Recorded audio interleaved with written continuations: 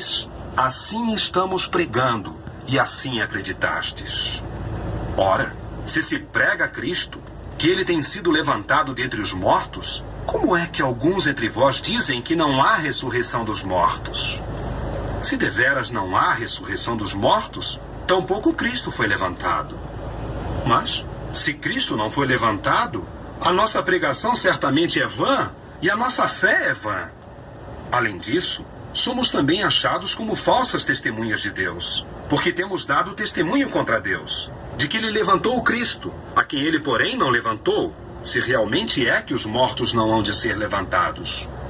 Pois, se os mortos não hão de ser levantados, tampouco Cristo foi levantado. Outro sim, se Cristo não foi levantado, a vossa fé é inútil, ainda estáis em vossos pecados. De fato, também pereceram os que adormeceram na morte em união com Cristo. Se somente nesta vida temos esperado em Cristo, somos os mais lastimáveis de todos os homens. No entanto, agora, Cristo tem sido levantado dentre os mortos, as primícias dos que adormeceram na morte. Pois visto que a morte é por intermédio de um homem, também a ressurreição dos mortos é por intermédio de um homem. Porque assim como em Adão todos morrem, assim também em Cristo todos serão vivificados. Mas cada um na sua própria categoria. Cristo, as primícias. Depois os que pertencem a Cristo durante a sua presença. A seguir, o fim, quando ele entregar o reino ao seu Deus e Pai, tendo reduzido a nada todo o governo e toda a autoridade e poder. Pois ele tem de reinar até que Deus lhe tenha posto todos os inimigos debaixo dos seus pés. Como último inimigo, a morte há de ser reduzida a nada, pois Deus lhe sujeitou todas as coisas debaixo dos pés. Mas quando diz que todas as coisas foram sujeitas, é evidente que se excetua aquele que lhe sujeitou todas as coisas. Mas, quando todas as coisas lhe tiverem sido sujeitas, então o próprio Filho também se sujeitará àquele que lhe sujeitou todas as coisas, para que Deus seja todas as coisas para com todos. Senão, que farão os que estão sendo batizados com o objetivo de serem mortos?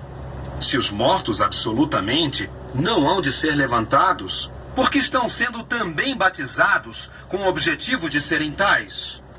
Porque estamos também cada hora em perigo. Eu enfrento a morte diariamente. Isto afirmo pela exultação sobre vós, irmãos, a qual tenho em Cristo Jesus, nosso Senhor. Se eu, igual aos homens, tenho lutado com feras em Éfeso, que me aproveita isso? Se os mortos não hão de ser levantados, comamos e bebamos, pois amanhã morreremos. Não sejais desencaminhados, mas associações estragam hábitos úteis. Despertai para a sobriedade de um modo justo, e não pratiqueis o pecado, pois alguns estão sem conhecimento de Deus. Estou falando para induzir-vos à vergonha. Não obstante, alguém dirá: como hão de ser levantados os mortos? Sim, com que sorte de corpo hão de vir? Ó desarrazoado, aquilo que semeias não é vivificado a menos que primeiro morra. E quanto ao que semeias, semeias não o corpo que se há de desenvolver, mas um mero grão, seja de trigo ou de qualquer dos outros. Mas Deus lhe dá um corpo, assim como lhe agrada, e a cada uma das sementes o seu próprio corpo. Nem toda a carne é a mesma carne, mas uma é a da humanidade, e outra é a carne do gado, e outra é a carne de aves, e outra de peixes. E há corpos celestes e corpos terrestres. Mas a glória dos corpos celestes é de uma sorte, e a dos corpos terrestres é de sorte diferente. A glória do sol é de uma sorte, e a glória da lua é de outra, e a glória das estrelas é de outra. De fato, estrela difere de estrela em glória. Assim também é a ressurreição dos mortos. Semeia-se em corrupção, é levantado em incorrupção. Semeia-se em desonra, é levantado em glória. Semeia-se em fraqueza, é levantado em poder. Semeia-se corpo físico, é levantado corpo espiritual. Se há corpo físico, há também um espiritual. Até mesmo está escrito assim: o primeiro homem, Adão, tornou-se alma vivente. O último Adão tornou-se espírito vivificante.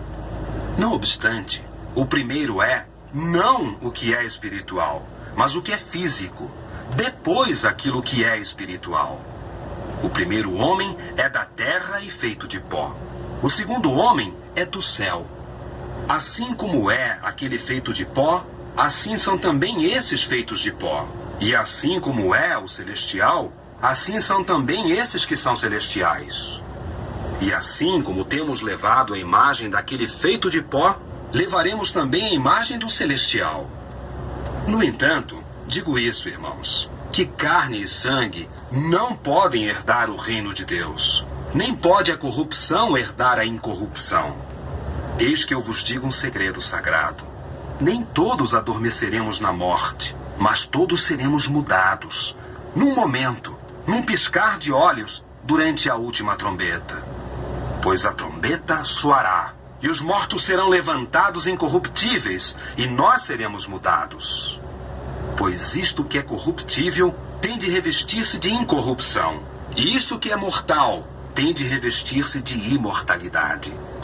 Mas, quando isto que é corruptível se revestir de incorrupção, e isto que é mortal se revestir de imortalidade, então se cumprirá a palavra que está escrita: a morte foi tragada para sempre. Morte, onde está a tua vitória? Morte, onde está o teu aguilhão?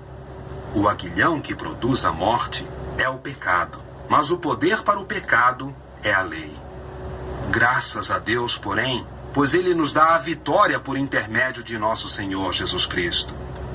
Consequentemente, meus amados irmãos, tornai-vos constantes, inabaláveis, tendo sempre bastante para fazer na obra do Senhor, sabendo que o vosso labor não é em vão em conexão com o Senhor.